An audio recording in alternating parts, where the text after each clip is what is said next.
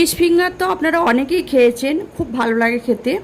আজ চন্দ্রার ঘরকন্যায় তৈরি হবে চিকেন ফিঙ্গার।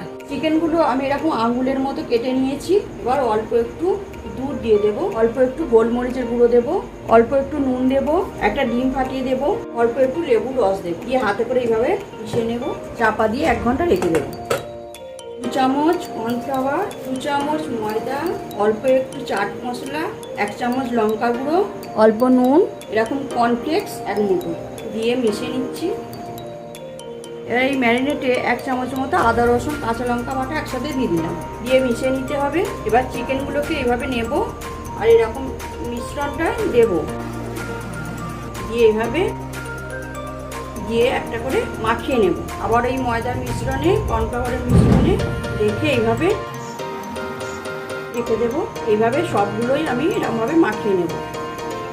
এবার ভাজার জন্য রিফাইন্ড অয়েল দিয়ে দিলাম, তেলটা গরম হয়ে গেছে। এবার একটা করে এখন চিকেনের পিসগুলো আমি দিয়ে দেবো। খুব গরম করে নিই তেলটা। এবার গ্যাসের ফ্লেমটা একটু কমিয়ে দিয়েছি। প্রথমে গ্যাসের ফ্লেমটা কমিয়ে দিয়ে ভাজবো, তারপর গ্যাসের ফ্লেমটা জোর দিয়ে গোল্ডেন ফ্রাই করবো। এরকম গোল্ডেন করে ভেজে নিয়েছি, এবার তুলে নেব।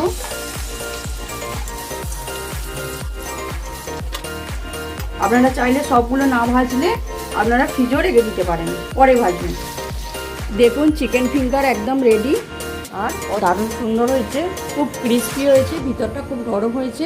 এভাবেই আপনারা বাড়িতে চিকেন ফিঙ্গার বানিয়ে ফেলবেন। তাহলে আজকের মতো এই পর্যন্তই, টাটা।